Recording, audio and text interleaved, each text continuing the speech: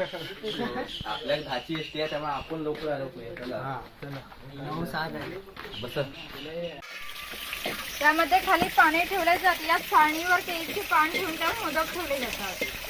झाकण लावून मोदक पात्र चुलीवर ठेवले जाते. आतील मोदक शिजून निघतात.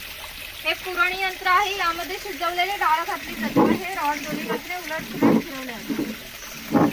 आतील डाळ वाटून निघते. त्याच्या गोड पुरणपोळ्या बनवल्या जातात. तो टिफिन बॉक्स आहे. वरती पाण्याचा तांबा आहे. खाली 3 डब्बे आहेत. 2 बाजूला 2 चमचे दोन्ही बाजूने लॉक केलेला आहे. बाजूला चहाची किटली आहे. तिकडे शिव्याचे लोखंडी यंत्र आहे. शिव्याचे लाकडी यंत्र आहे. उचलायचं आणि प्रेस करायचं. इकडे लाकडी चमचे आहेत आणि ही दगडी उखळ आहे. यामध्ये लाखभर रुपये लागते ते सगळे आम्ही लावले जाणार. धबधबा फक्त नाही हे रिअल बघितलं आहे नाही ना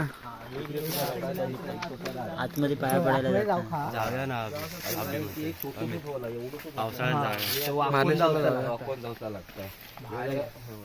व्हिडिओ मध्ये घे मेल्या पाठू.